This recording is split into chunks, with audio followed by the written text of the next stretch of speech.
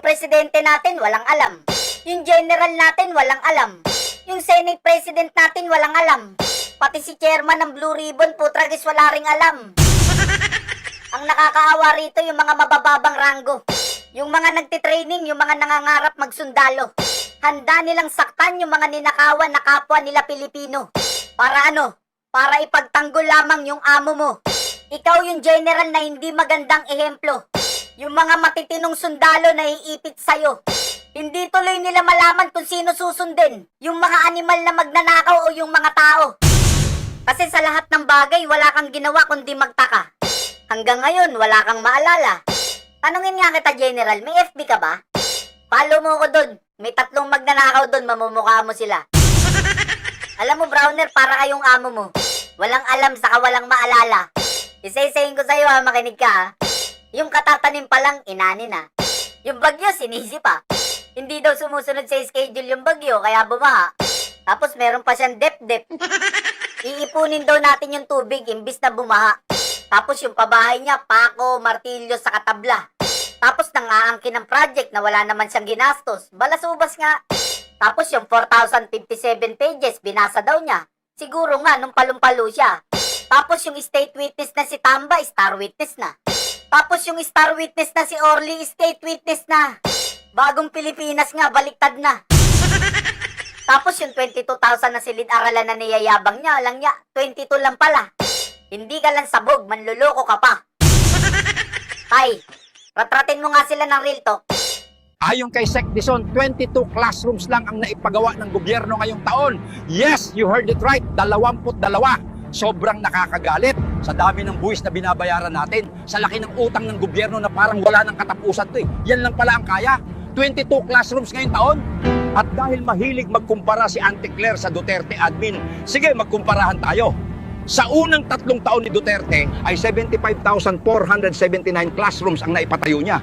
Samantalang kay BBM, 14,825 classrooms lang. Yan ay sa unang 3 taon niya mula 2022 hanggang 2024. At ngayong 2025 ay 22 classrooms lang ang naipatayo. Sa buong termino ni Duterte, umabot sa 150,149 classrooms ang naipatayo. Hindi pa kasama dyan ang iba pang infra projects. Partida, may pandemic at Marawi siege pa noon ha. Ngayon, sa sobrang liit ng nagawa kahit walang giyera at walang lockdown, hindi mo na kailangang maging economist para malaman kung kaninong administrasyon talaga talamak ang korupsyon. Best BBM project. Yung dep-dep, yung hihigupin ng tubig pag tag-ulan, the best yon. Titiyakin natin na ang DepDep na ang titiyakin natin na ang DepDep na ang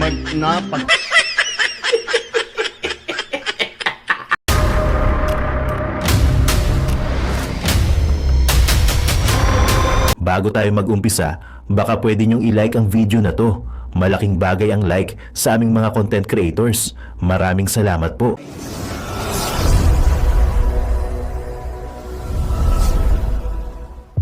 Hayop ka talaga! Ang ganda mong lalaki!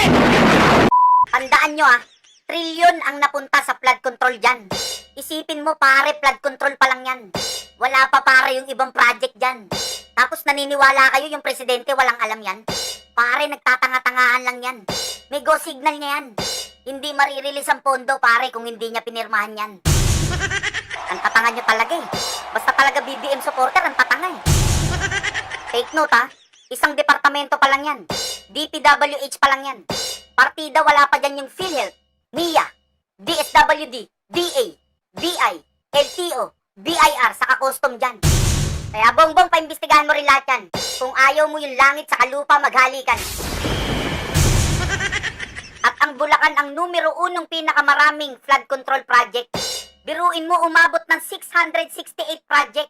Kung iisipin mo, daang-daang kontraktor na yung nagtulong-tulong, buwisit. Nakontrol ba nila? Hindi, kasi ang kinontrol lang nila yung budget. Ibig sabihin matagal na silang hindi nagde-dredge. Kung hindi sila nagde-dredge, hindi ikaw yung mag-dredge, ikaw yung pumirma ng budget. Tapos may pa top 15 contractors ka pang nalalaman? Sige nga, yung pang 8, kaya mo bang imbestigahan? Maghinay-hinay ka, si Saldi ko may-ari niyan, baka kala mo. Kingpin yun ng kongreso. Isa sa mga may hawak ng pondo. Saka napakarami ng aso. Si Saldi ko, untouchable yan pare. Hindi nga nila mapatawag sa kongreso Todo tanggol neto ni Abante, yung numero 1 aso niya eh. Saka bakit nandiyan na naman si Abante? Di naman to nanalo eh. Ben, sunduin mo na ako dito, Ben. Sunduin mo na ako. Yan ka lang, huwag kang alis sa lugar mo. Kung may kontratista ditong pumalpak at hindi sumunod sa specification, bukod sa mabar ito, bukod sa masuspindi, dapat ito tama na, wag nang babibigyan ulit ng proyekto. Anong wag na lang bigyan ng proyekto? Gob, napakabait mo yata doon. Paano yung ginawa nila? Tiway na lang yon? Ibig sabihin, hindi mo paparusahan, ganun ba yon? Ganyan ba sa sinasakupan mo ngayon? Pag may kriminal, wag mo na lang uli gawin, ganon? Dapat pinaparusahan yung mga yan. Sabi ko nga sa inyo, bitay lang solusyon dyan. Ewan ko lang kung di tumino mga yan. Hindi yung bebabyhin nyo tapos gagawin nyo state witness dyan. Para lang kayo nakipagkasundo sa demonyo nyan.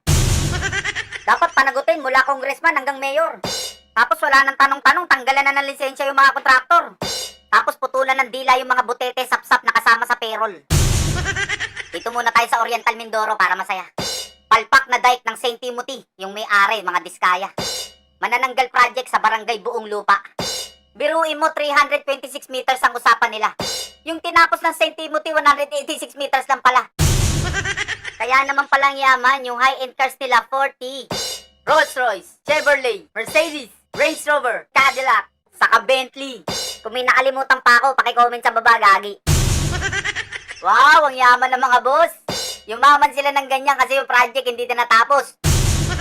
Tanungin nga natin sila kung anong feeling nila ngayon.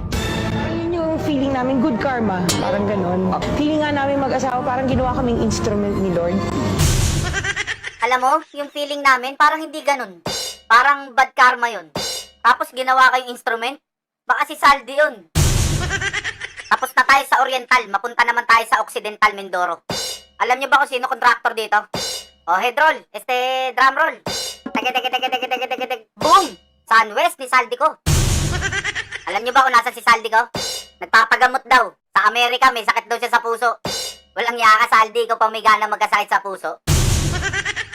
Sa alam ko, he's currently out of the country. I understand he is nasa United States siya for medical treatment. Ay nako! Ang bangis ng timing mo. Saktong-sakto yung pag-alis mo, kaputukan ng flood control issue. Ben, sunduin mo na ako dito, oh. Teka, nasan ka ba? Pakistan, Ben, oh. Walang nga, akala ko nasa Bulacan ka. Bulacan, Pakistan, Ben, Marami na tayong nagawa as of now, pa lang. Uy, money easy lang. Putragis na, hindi makukuha sa mura yan. Saka, di ba, in-endorse ka niyan? Ako na bahala, i-play mo uli sinabi niyan. Marami na tayong nagawa as of now, pa lang. Tado, sinungaling, mambubudol, walang nya, garapal. Bolja, ano pa? Salaula. Salaula, sakangiwi. Langya kahit sino pala talaga mapapamura talaga dyan. Ang kapal ng mukha mo, lulukohin mo na naman yung taong bayan. Wala ka pa nagagawa, bongbong, simula nung pag-upo mo dyan.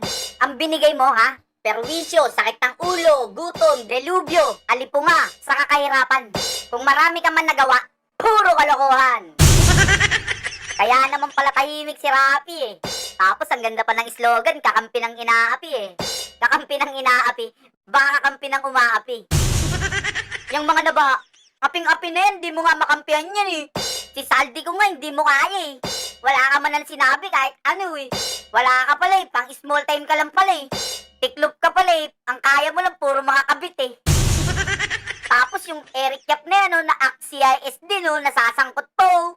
Tapos yung isang tulpo, balalay ni speaker, patayo-tayo lang sa gedli, oh. Tapos si Mina Jose pumasok sa opisina ni Erwin Tulpo. Ang dahilan para daw tingnan yung terrace ng opisina, oh, bumaba daw. Di natin alam kung ano yung bumaba, walang sinabing tubig, oh. Wala po akong dinalang pera. Siya rin ang nakita sa CCTV na pumunta sa opisina ni Senator Erwin Tulfo.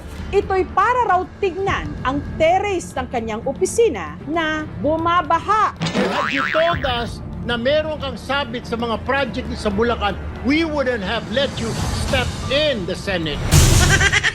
Boss, corrupt admin. Wala nang makakatalo. Hindi nyo ba alam Pilipinas ang pinag-uusapan sa buong mundo? Kasi nga world's biggest corruption in the history to. Ang magtatanggol lang sa mga to, kung hindi bayad, bobo. Pinag-uusapan tayo ng Al Jazeera, DW News, NDTV, France 24 English, DD India, ABC News Australia, at marami pang iba po. Nakakahiya na yung Pilipinas, pare. Ang liit na ng tingin sa atin ng mga puti. Simula nung naupo to, nagkanda leche-leche. Hindi mahirap ang Pilipinas, pare. Marami lang buhaya sa kabwitre. Ang daming mga issue nito, pare. Iisa-isahin ko sa'yo, makinig ka. Yung gold reserve natin, binenta. Yung pondo ng PhilHealth, kinuha. Yung Maharlika funds, wala nang balita. Tapos ngayon, trilyon-trilyon yung ninakaw nila. Pag tumagal pa tong bongbong na to, palulubugin neto yung Pilipinas. Puta, sumakay ka pa. Yung bansa natin, pare, trending. Dahil sa kawalang yaan ni Bongbong, Saldi, Sani Martin. Buong taong bayan, pare, galit na. Pag walang nakulong dito, pare, taga mo sa bato, yung mundo, uuga. Ano yan? Hiling na 2026 budget ng DPWH? Walang niya budget na naman? Wala pa nang napapanagot na magnanakaw nung nakaraang budget na naman. Mahiya naman kayong kakapal nyo, pagpahingay nyo naman yung kaban ng bayan. Kung gusto nyo ng budget, kuhain nyo sa mga demonyo na yan, ibenta nyo yung mga dirty cars nyan, saka yung hinayupak na payong nyan. Ito yung buong total na budget ng DPWH para alam nyo. Mula 2023 hanggang 2026. Itayo mo. Noong nakaraang 2023, yung binigay sa kanila ng Kongreso na pinamumunuan ni Romualdez, 894.166 billion. Noong 2024, 997.885 billion. Ngayong 2025, nagpakawala yung mga animal ng 1 trillion. May butal pa, ang good time na mga demonyo, 88.8 billion. Biruin mo yung demonyong Kongreso, nagpakawala ng trilyon-trilyon na budget. Saan napunta yung pondo, puro ghost project. Tapos, sa 2026, gusto nyo na naman ng budget. Nag-struggle na yung mga Pilipino, tapos kayo puro budget. Fuck shit. Ben, basta't may baha, may buhaya. Loko-loko. Busy talaga. Napipiyok pa ako sa'yo eh. Putragis ka, tawa ka ng tawa. Bumaba ka dyan, buhaya yan eh. Ang 2023 budget hanggang 2025 budget, ang dapat sisihin, walang iba kundi siya. Siya, saka siya. Ang dami nyo pang segue eh. Parang barko lang yan eh. Kung anong mangyari sa barko, walang ibang dapat sisihin kundi yung kapitan, saka yung dalawang alipores niya. Ito yung umutang, pumirma, pinasa sa dalawang buhaya, bago sinaboy sa mga aso nila. Ito, tatandaan mo, Martin. Walang utot na hindi sumisingaw. At walang tayong hindi umalingasaw. Magbabayad ka ng malaki sa lahat ng ginawa niyong pagnanakaw. At higit sa lahat, ikaw na ang pabansang animal at hindi nakalabaw. Wala nang paligoy-ligoy, pare. Top 3 na tayo sa most corrupt sa Southeast Asia. Diyan yung makikita yung presidente natin kung gaano kabobo sa kakatanga. Biruin mo sa sobrang tanga niya yung corruption sa Pilipinas na pa-top 3 niya. Konting kembot na lang putik, maaabutan na natin yung Cambodia. Partida, pare, sa loob lang ng 3 years niya yan ginawa. Yung ibang bansa bago mapunta sa top 3, inaabot ng 10 to 15 years pa. Ganong katagal, marunong pa silang mahiya. Pero kay Bongbong, pare, 3 years lang, mabilisan nilang ginawa. How much more, pare, kung 6 years pa? Baka pag umabot pa to ng 6 years yung Pilipino sa gutom, gumagapang na. Tapos yung mga nuknukang tangang supporters ni Bongbong, my goodness, puring-puri pa siya, tuwang-tuwa. Nag-top 3 daw kasi tayo sa loob lang ng 3 years. Kaya palakpakan yung mga tanga. Kaya pag may nakakasalubong akong BBM supporter, tinatadyakan ko sa panga. Pwe, dinuduraan ko sa mukha tapos sinahampas ko ng tabla sa paa. Top 3 most corrupt in Southeast Asia, I love BBM ka pa rin? Kundi ka ba naman bobo, tanga, may saltek, praning? Palubog na yung Pilipinas, tulog ka pa rin. Sa loob lang ng 3 years, tang inumin, tayo na pinakamabilis pagdating sa robbery. Walang binatbat sa atin sa bilis, kahit yung mga ibang country. Nasa atin na yung new world record, the fastest corruption in history. Tapos proud pa sila. Ganyan sila katatanga. Ang motto ni Bongbong, pababagsakin ko yung Pilipinas, manood ka. Ben, wag mo nang banatan si Bongbong, love namin siya eh. Mga bobo! Una sa lahat ha? Maligo muna kayo. Vlog kayo ng vlog, di naman kayo naliligo. Tapos matulog kayo. Para bukas, pagising nyo, bibitayin ko kayo. Magbabawas tayo ng tanga sa mundo. Isipin nyo, isang malaking bus yung Pilipinas na umaandar sa kalye. Bago si Bongbong tanga yung driver ng bus tapos nabangga niya yung poste. Sino sisisihin nyo? Si Bongbong tanga na nagdadrive ng bus o yung poste? Siyempre yung poste! Mga bobo, mga kamote! Ganyan sila katanga, ganyan sila kapraning. Buti pa yung sakit, kayang gamutin. Pero yung tanga, kahit salaksakan mo ng sangkatutak na gamot, hindi nagagaling. Buti pa yung vice president namin, oh, ganda-ganto. Matalino, no, maganda po. Di katulad nito, mukhang tanga, inutil, bobo, walang silbi. Katabi niya na yung magnanakaw, hindi pa inuuli. Paano? Isa rin siyang magnanakaw eh. Ben, O bakit? Pangit. parang awa mo na, tigilan mo na kami. Maligo muna kayo para matigil na to. Hanggat di kayo naliligo, hindi kami titigil dito. Kaya yung mga ulo nyong walang laman, di na nadadampian ng sabon sa tubig eh. Tapos yung mga suot nyong I love BBM nung eleksyon pa yata yan eh. Kaya nililibag na pati mga utak nyo eh. Huwag kang magsasalita, hindi pa ako tapos eh. May pagkabastos ka rin eh. Pati yung pagsasalita ko, nanakawin nyo pa eh. Magnanakaw na kayo, bastos pa kayo eh. Umalis ka nga sa harapan ko, sipahin kita yung pangit mong miyak eh. Ano Ping, kumusta na yung blue ribbon mo? Ala na. May pa-privilege speech ka pa, yung pala. Nana. Wala namang binatbat, puro forma. Isa ka ring gunggong, walang silbi, inutil. Hindi nyo kayang banggain si Tamba. Lumabas na nga si Orly Gutesa para sa blue ribbon mo tumulong. Kinanta niya na nga si Saldico sa si Romualdez. Walang niya si Orly pa ang naisip mong ikulong. Walang niya, halatang-halata ka doon, Lacson. Hindi nyo ba napansin? Paglabas ni Orly Gutesa, hininto yung blue ribbon, hindi na gumulong. Hininto yung blue ribbon o may nagpahinto? Ben, sa November pa resume nila. Naka-adjourn yung Senado. Adjourn. Pinaganda mo pa eh. Ang tamang tawag doon, delaying tactics. September pa yung huling hearing neto, gagawin na namang circus na may pagka-matrix. Tapos November pa yung resume, langyalaos na yan, napanood ko na yan sa Netflix. Mas kapani-paniwala pa si Gutesa kesa dito, saka sayo. Biruin mo, hawak-hawak na nga ni Senator Marcoleta, umepal pa tong Lacson na to. Wala naman palang kasilbi-silbi, mas may bayag pa si Cheese Escudero sayo. Ito si Tito, palitan nyo na rin to. Wala ring silbi to, inutil din to. Ang yabang-yabang pan sabi, ako ang pinakamatagal dito.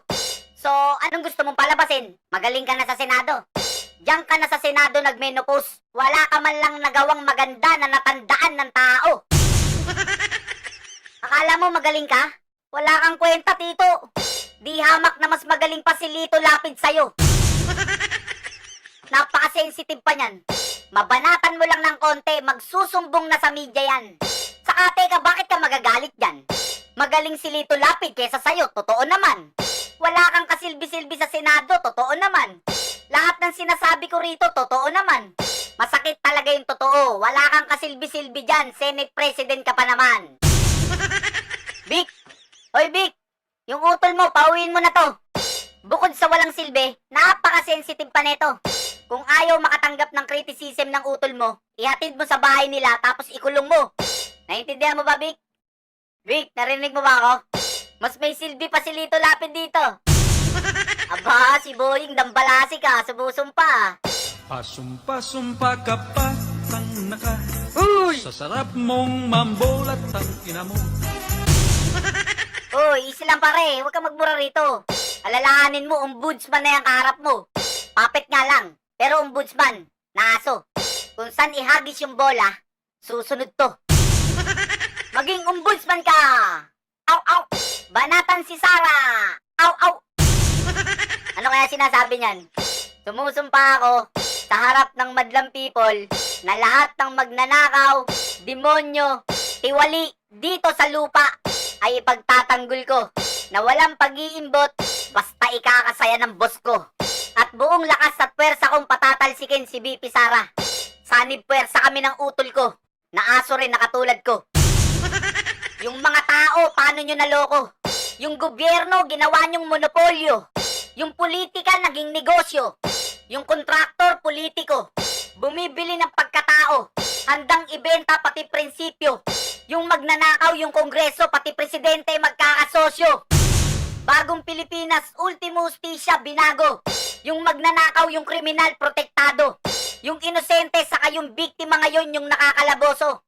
Yung magnanakaw, absuelto. Yung drug lord, absuelto. Walang niya pinamumunuan tayo ng malaking sindikato. Kailan ka magigising pag yung biktima, anak mo na? Kailan ka magsasalita pag yung dila mo, putol na? Kailan ka lalaban pag yung pamilya mo, ubus na? O gusto mong sampaling kita para magising ka? Wag mo nang hintayin sipain kita sa muka. Pag ako sumipa, 2 paa. Tingnan mo yung magnanakaw, pagala-gala. Pa-travel-travel sa ibang bansa. Tayong mga ninakawan, nakalubog sa baha. Puro alipunga. Tapos ikukulong nyo pa. Kami na nga tong ninakawan, ikukulong nyo pa. Ninakawan na nga, may alipunga na nga, ikukulong nyo pa. Natural sa ninakawan, magrereklamo, magsasalita. Magagalit, aalma. Nakawan ko kaya yung pamilya mo, matutuwa ka. Ito lang naman yung mga tangang pag ninakawan mo, tuwan-tuwa pa. Mabuhay ang mga magnanakaw! Mabuhay! Hay! Baka bobo talaga kayo. Ninakawan na nga kayo, tuwan-tuwa pa kayo. Kayo yung mga tangang masayang-masaya habang binubudol. Tapos naaalala nyo lang si Lord pag may lindol. Saka kamukha nyo yung amo nyong palumpalo, nakala mo katatapos lang tumira ng tinunaw na katol. Anong accomplishment netong tangang to? Capital W, wala. Madami na daw siyang nagawa. Oo, puro katangan, kabobohan, kapalpakan. Pag nanakaw, kasinungalingang kagaguhan. Binenta yung gold tapos yung pondo ng PhilHealth kinuwanan. Pinamanahan mo pa kami ng sandamakmak na utang.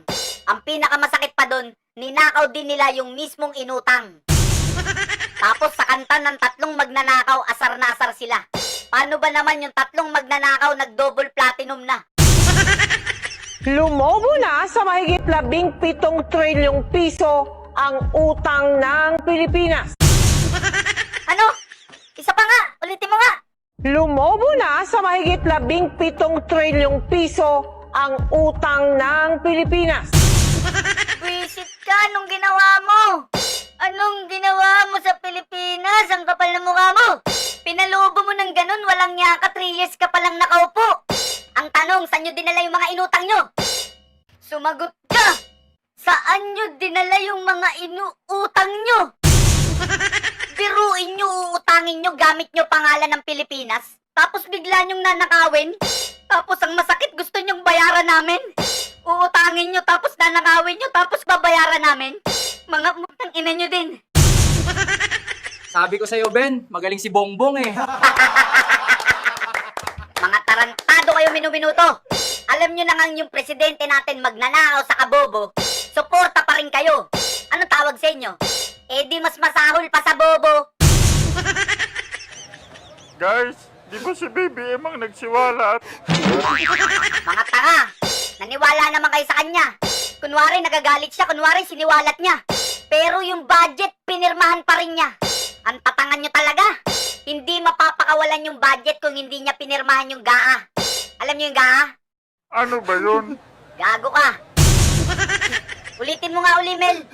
Lumobo na sa mahigit 17 trilyong piso ang utang ng Pilipinas. Gumagastos pa rin ang gobyerno na parang may pandemya. For your information, Mel, walang ginastos, ha? Ninakaw meron, pero ginastos wala.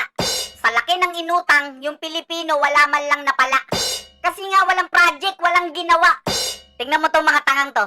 Tawa ng tawa habang nagbabayad ng utang na wala man lang silang napala.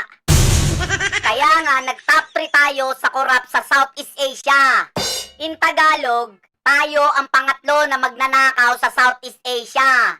Oy mga tanga, top 3 na ha, top 3 na. Ben, pag nag-top 1 ba tayo, makakatanggap tayo ng gold medal? Gold medal pa talaga gusto nyo ha? Mga walang niya kayo, ginawa nyong Olympics ha? Ano akala nyo dito, Asian Games? Pag nag-top 1 tayo, papasok tayo ng FIBA? Sira ulo, pag nag-top 1 tayo, magtago ka na. Tapos itong si Gunggong Marcos, napakayabang pa. Binasa niya daw yung 4,057 pages, sabi nung presidente yung tanga. Ito yung video, panoorin mo, mabubisit ka. Just last month, I had to read 4,057 pages of the General Appropriations Act for 2025 Palakpakan yung mga aso. because I reviewed it, analyzed it, and, yes, in parts, vetoed it. One eternity later. Wala kaming makita na kahit isang hollow block, isang ng simento, walang equipment dito. Lahat itong project na ito, ghost project. Walang yakang gunggong. Kakala ko ba yung 4,057 pages binasa mo? Kala ko ba ni-review mo? Kala ko ba inanalyze mo? Ang tanga-tanga mo, ibang papel yata yung binasa mo. Ang bobo mo magbasa. Ang bobo mo mag-analyze. Higit sa lahat, ang bobo mo mag-review. Mapapahiya ka sa akin parang supalpal kay Hasul ni Christyo. Mahiya naman kayo, lalo sa mga anak natin. Hoy, kung meron dapat mahiya, ikaw yun. Ikaw yung presidente, dapat alam mo yun. Binasa mo, inanalyze mo, nireview mo, tapos inaprubahan mo yun. Ang lumalabas, ikaw yung mastermind dun. Hoy, Vince Dizon, anong masasabi mo sa tatlong magnanakaw na to? Mga hayop to mga tao to, hindi tao to mga to. O, narinig niyo si Vince, mga hayop daw kayong tatlo. Hindi tao yung gumawa nito, hayop. Mga hayop talaga yan eh. Mga hayop ang gumawa nito, hindi sila tao. Para gawin na ito sa mga kababayan natin. Dami pa sinasabi, bitain na yan. And believe me, itong mga hayop na to, makakukulong. Pwede na! Hoy Vince, siguraduhin mo makukulong yan ha. Baka puro forma ka lang ha. Pag hindi nakulong yung mga yan, babalikan kita. O may isang yabang pa to. Panoorin nyo. And so for those of you, and up to now, I cannot find those damned blank items. We'll keep looking, but I really am convinced that they simply do not exist because it is not allowed to exist. Ang tanga-tanga mo talaga, nasa tabi mo na. Sabog ka kasi kaya hindi mo makita. Ayun po, ayun po, ayun po, ayun po, ayun po. Anong sabi mo, hindi mo makita? Sa sobrang tanga mo, naunahan pa kita. Hindi mo na maluloko yung tao. Ayan o, kitang-kita. Maliwanag pa sa sikat ng araw, nanloloko ka. Lahat ng mga naka-highlights, blanco, pero may pirma. Yan yung bicameral conference committee report, Repa. Yung BICAM report, Repa. Yan yung basihan para maging enrolled bill at para maging GAA. Biruin mo nakalusot sa kanya, Repa. Tapos sasabihin mo nagbabasa ka? Kung nagbabasa ka, ibig sabihin nakalusot sa'yo to, mastermind ka. Ngayon, tatanungin ko kayo mga tanga. So ngayon, love nyo pa rin ba siya? Kahit tayo ni Bongbong kakainin namin, gano'n namin siya kalab. Bakit umiiyak at tinatanong ka lang, buisit ka? Ang tanong, love ka ba niya? Bago mo sana kinain yung tae niya, tinanong mo muna kung love ka niya. Tingnan yung mga itsura nyo, mga mukha na kayong tae. Pweh, ang sarap nyong pagduduraan sa mukha eh. Tapos gumawa pa sila ng ICI, Independent Commission for Infrastructure daw. Sila yung gumawa ng ICI, tapos sila din yung magnanakaw. Para iligtas yung mga sarili nila, para yung suspect sa ibang mapukaw. Luma na yung mga tugtugan nyo, hindi nyo kami mapapasayaw. Gumawa sila ng ICI para daw imbestigahan ang maanumalyang ghost projects. Silang tatlo yung magnanakaw, tapos itong butanding na to yung star witness. Biruin mo yung star witness nila, yung pinaka-guilty. Pasensya na, no? Natatawa tayo, no? Paano ba naman kasi yung gagawin nilang witness, si Tambi? Yung dinidilibira ni Orly ng mali-maletang money. Paano may makukulong kung lahat ginawa niyong witness, mga gahagi? Yung lolo nga na 80 anyos, namitas lang ng mangga, kulong agad, mabilis pa sa alas 4. Eh yung magnanakaw ng trilyon-trilyon, pagala-gala, pa-travel-travel, pangiti-ngiti pa sa kongreso. Gagawin pang star witness ng mga gago. Biruin mo, nagpa-interview pa, bulletproof talaga yung mukha neto. Sinong maniniwala sa star witness nyo? Yung trust rating 5. Tapos may Okada issue pa tungkol sa bribe. Yung trust rating neto, kala mo nag-scuba, ang lalim ng denied. Dapat sa animal na to binibigtis sa Balete Drive. Natatandaan nyo ba to? Hindi daw adik ang gumagamit ng bato. Ang drugs sa mga tao dito, just remember, no? At bakit may mga tao gumagamit ng drugs? Remember, hindi sila addict. Kasi gusto lang din maging addict. Remember, ang gumagamit ng drugs sa mga tao natin, especially mga, ayoko na, yung mga nagpapadagdag ng oras. Kasi pagka gumamit ka ng drugs, gising ka, dadagdag ka. Remember, ang trabaho natin per ora dito. Yan na, liwaliwanag. Sabi ni Marbil, tumira daw kayo kung gusto nyong mag-OT. Di ba dapat coffee? Lang niya, mas pinromote mo pa yung drugs kaysa sa coffee. Kaya pala yung mga BBM supporter mukha ng zombie. Di ba dapat kape, Red Bull? Bakit drugs naisip mo? Hoy, yung kape, 5 piso lang. Eh yung drugs magkano? Yung mga drivers, yung mga call center agent, tinutukso mo.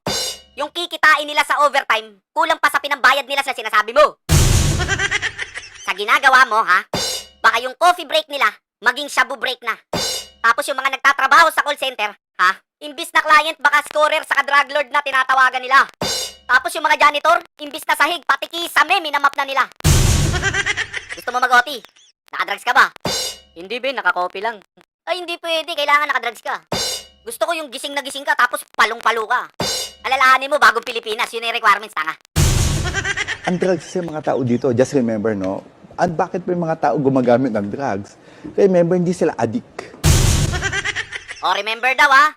Yung mga gumagamit, hindi addict yan. O, may tagapagtanggol na kayo, ang lakas ng backer nyo, PNP chip pa yan. O, alam nyo na isasagot nyo, ha? Pag tinanong kayo, addict ka ba? Hindi, sir, nag-overtime lang.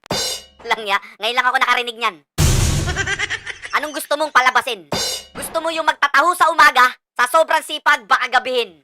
Yung mambabalot naman sa gabi, gusto niya tanghaling tapat nagtitinda pa rin. Kung ganyan ang katwiran mo, baka magkaroon na ng katapat yung 7-Eleven. Ano, Ben? Always open. Saka yung always open na yun, hindi mananakawan yun. Kasi yung tagabantay doon, matalas pa sa CCTV yung mata nun. Konting kalabog, lingon. Konting kaluskos, lingon. Sa sobrang sipag nun, pag binigyan mo ng break, magagalit pa yun. Alam nyo yung drugs malapit na maging legal. Yan na yung sign. Kaya magpaalam lang kayo kay Marbil kung gusto nyong mag-overtime. Huwag na kayong magtaka pag alas 3 na madaling araw, yung drugs binibenta na online. Tapos yung mga nanonood, scorer, nag-uunahan mag-mine.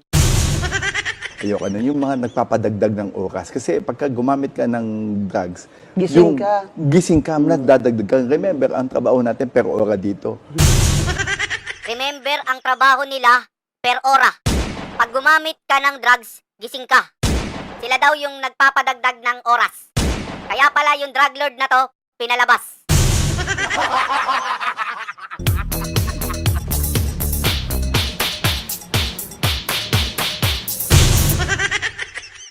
Kaya po ako nagtataka kasi bakit po yung ibang mga kababayan natin nananawagan sa Armed Forces of the Philippines na makialam? Anong sabi mo, nagtataka ka? Mas nakakapagtaka ka. Kasi nagtataka kami, bakit nagtataka ka? General, bulag ka ba kaya nagtataka ka? Sa mga nakawan sa gobyerno, di ka nagtataka? Taong bayan yung ninakawan, sa amin ka pa nagtaka?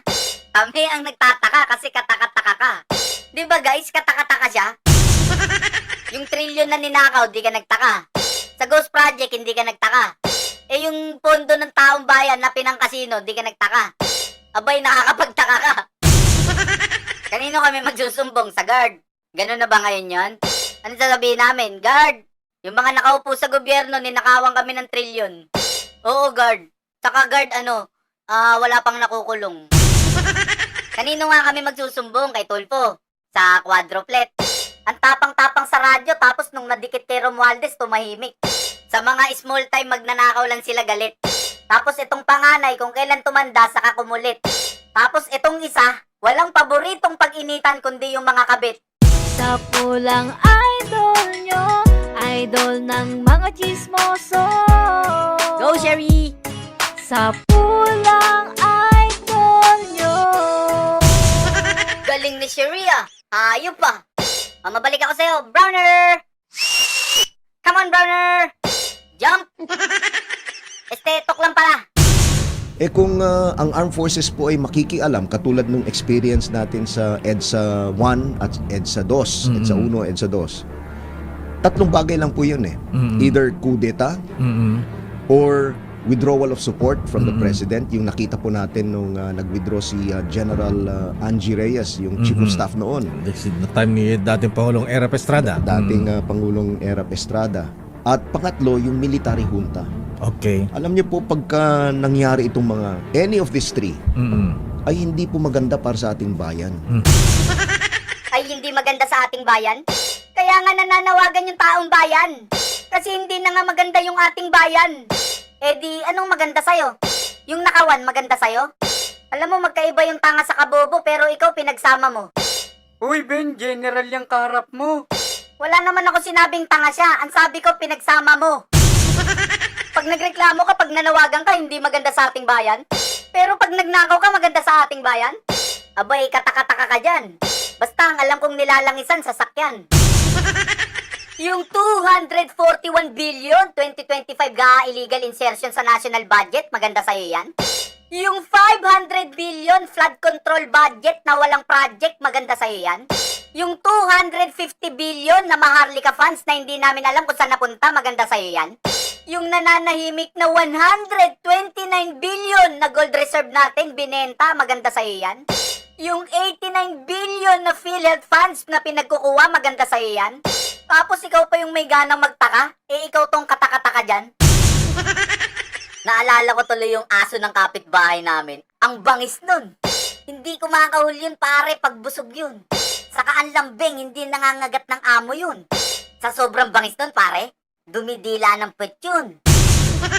Paanong di babangis yun? Eh big time na magnanakaw yung amo nun.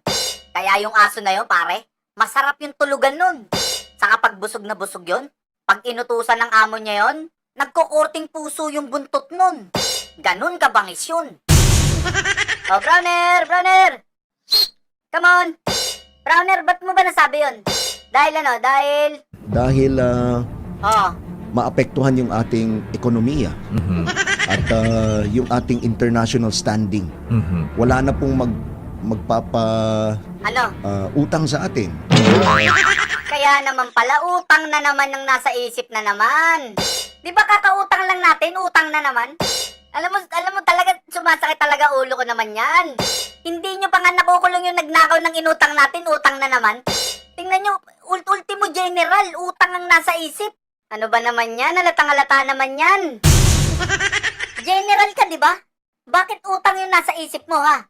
Ang alam kong iniisip ng general kung paano ipagtanggol yung mamamayan sa kabansa. Kung paano labanan yung katiwalian sa bansa. Kung paano hulihin yung masama. Ngayon, bagong Pilipinas, iba na. Ngayon, ang iniisip ng general, utang na. Uy, Browner!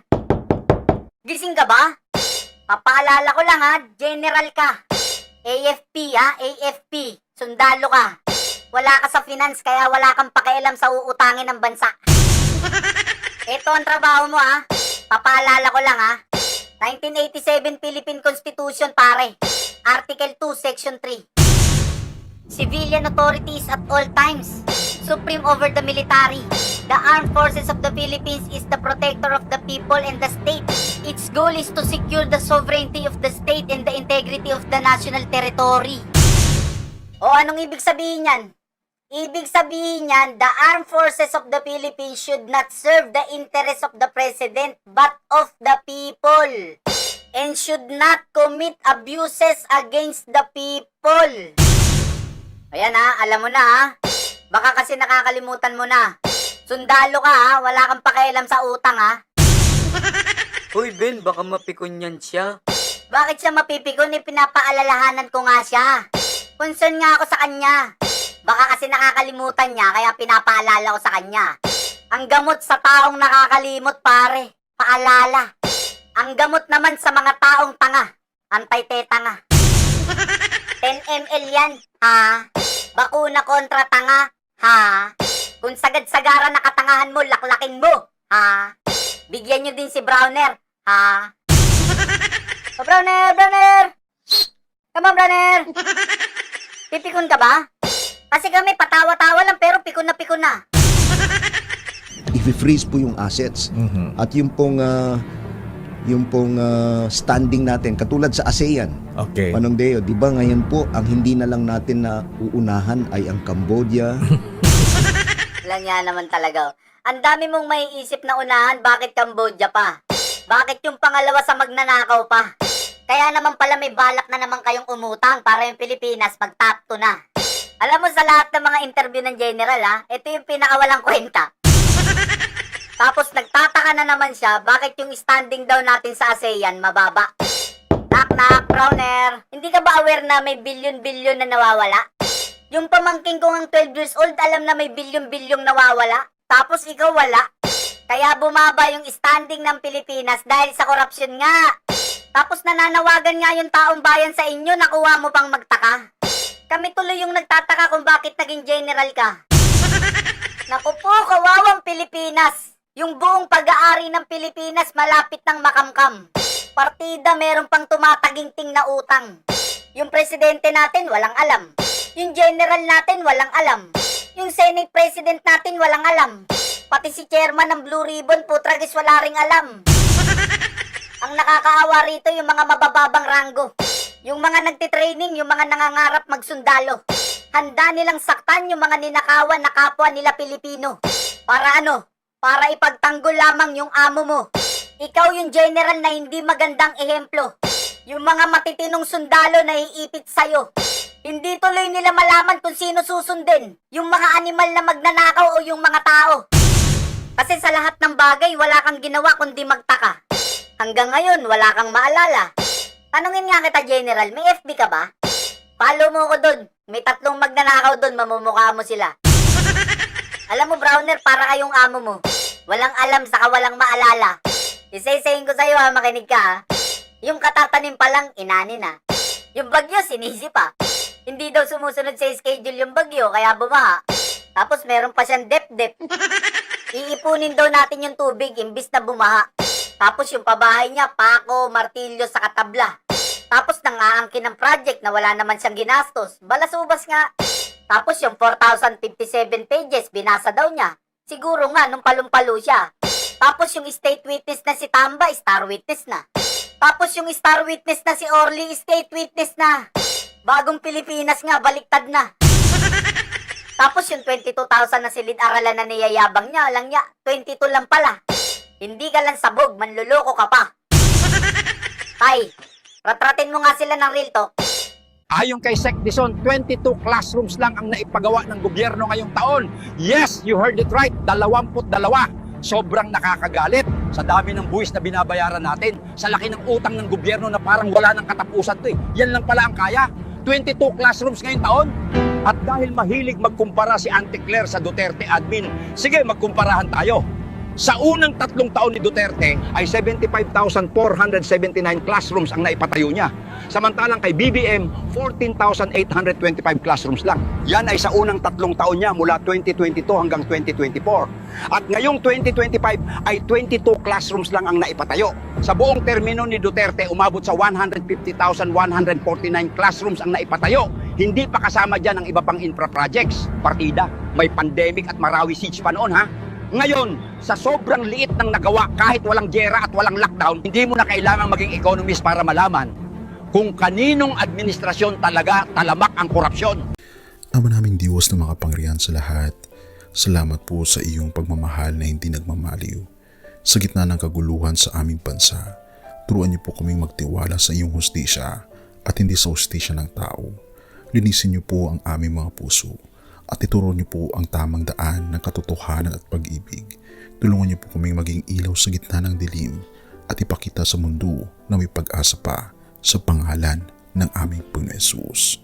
Salamat po sa pag-ibig po ninyo at salamat sa pagdinig ng aming mga panalangin at iligtas niyo po kami. Sa pangalawa po ninyong pagparito at patawarin po kami sa lahat ng aming mga pagkukulang at pagkakasala sapagkat ito po ang aming samutiling sa matamis na pangalan ng aming Panginoon Hesus. Amen. Sa lumang silid, mag-isa kang tahimik. Walang kamera, palakpak ay wala na. Ngunit sa bawat pader ng bayang iniwan mo, may pangalan mong di na mabubura.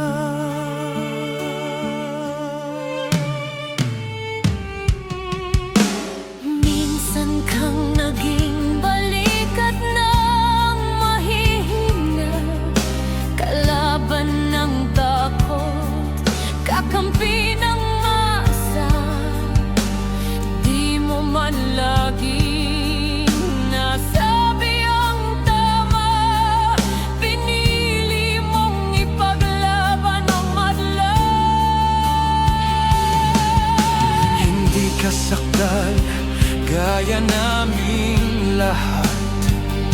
pero tumindi ka nang walang pag-atras. At ngayong pagod ka na, tatay, kami naman ang sasalo ng bawat bigat.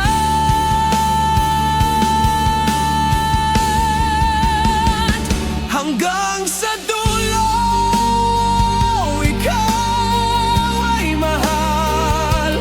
Kahit papagod na ang iyong katawan. Tatay, salamat sa iyong paglaban. Ngayon, kami naman hanggang sa dulo. Di ka namin iiwan. Ang kwento mo'y dala ng bayan.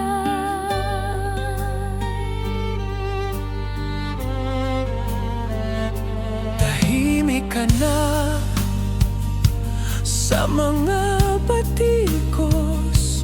Wala nang tugon, wala nang galit, pero sa mata ng mga maralita, naroon pa rin ang tapat mong alaala.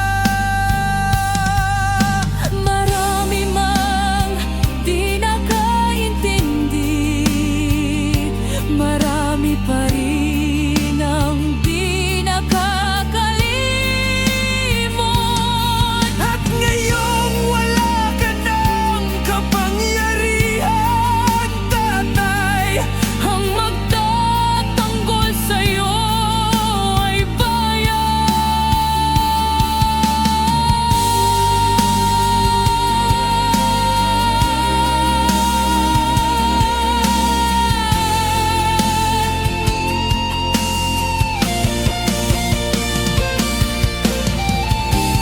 hindi ka nag-iisa kahit ngayon.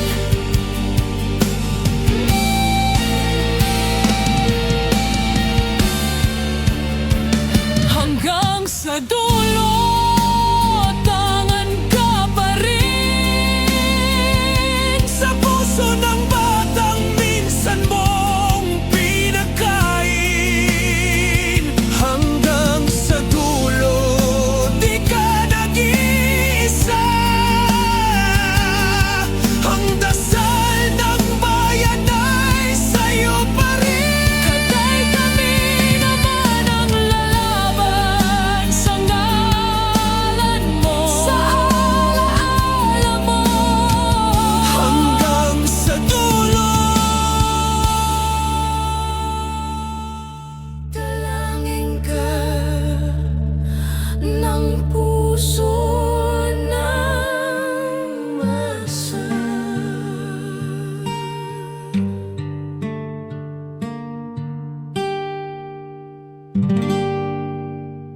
At yun na nga mga kababayan, ano na ang masasabi mo?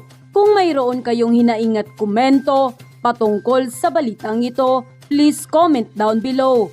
Pag-uusapan natin yan sa comment section. At kung nagustuhan nyo ang video, ay huwag kalimutang mag-like at i-share na din para mas marami pang makaalam at umabot ito sa marami sa ating mga kababayan. Maraming salamat po. Mabuti pa ang sardinas, may label. Eh tayo, wala. Oo nga pala. Nay, ito na yung bayad ko sa isa, ano? O, kunin mo yung isa. Isa muna, iyan, no? Tapos, isa pa, di ba? 4 dapat na sardinas, eh. O, yan. 3 na. Pang-4 na sardinas. O, okay na.